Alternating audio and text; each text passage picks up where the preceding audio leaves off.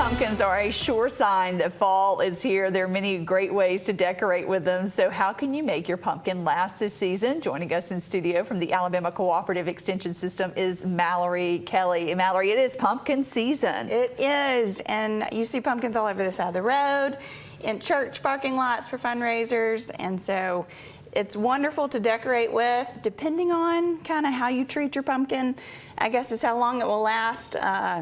Hopefully, you know, I like to try to keep mine through Thanksgiving at least before they go in the dump. So that can be a little challenging. So hopefully today I can give some tips. Yeah, they come in all different shapes and sizes. So if we want to pick out that perfect pumpkin, what do you advise? What do we look for? So when you go to select your pumpkin, you know, there's lots to choose from, different styles, different shapes. You do want to look that they're not super shiny because that would mean that they weren't mature when they were harvested. So, you know, they're going to be kind of a lot of times dirty. You want to clean them up, but when they are kind of kind of cloudy looking. Yeah. You want to shine them up. Dull. That was the word I was looking for.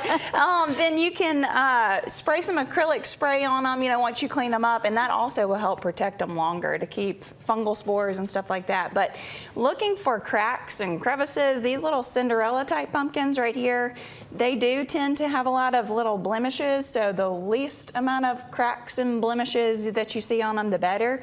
I brought this one in. I haven't had it too long, and just inspecting the pumpkin before you purchase it, you can see here there's already some little areas of mold and rot that's going on, and then some jelly where some insects were boring into it. But then you can help preserve, you know, some of this you're not going to be able to do without. Some people like all of the texture that it brings with the cracks and stuff. So mixing up a little bleach and water, spraying it on there. If you can submerge them, if they've got a lot of this little warty looking growth on them, and then let them air dry, that's going to help kill the bacteria or the fungal spores down in there. Soak them in the bathtub? Yeah, you could do that. About a tablespoon per gallon of water is what we would recommend. And then if you don't have the ability to do that, just a trusty old Clorox wipe. Make it easy for yourself. Right, and that'll help clean them up. And then even continuing that, like every few days, if you have the ability, wiping them down, that will, again, continue to kill those fungal spores that are going to land out there. And the weather we've had has been wonderful for pumpkins on the porch, but if the rain that Amanda is projecting comes in, you do want to be careful that water doesn't collect and sit. A lot of people like to do the stacking of the pumpkins at the door. Just keep in mind that, you know, this is a little water holding capacity right there, and so that will cause more rot as well. And also not storing them stacking them directly on the soil. If you can create a barrier of plastic between the pumpkin and the soil, then that's going to help cut down on microbial activity for rot to occur. What if you keep them inside?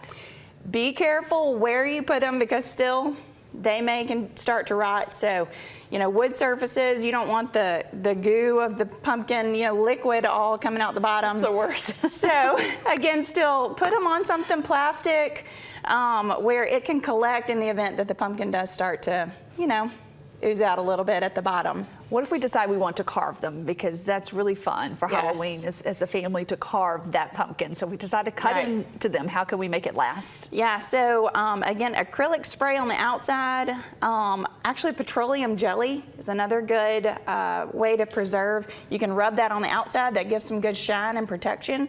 But then the inside as well, that keeps them from drying out as fast. Use a battery-operated candle instead of the old, you know, fashioned candles, because that dries out the inside so much faster, and that heat kind of cooks the pumpkin.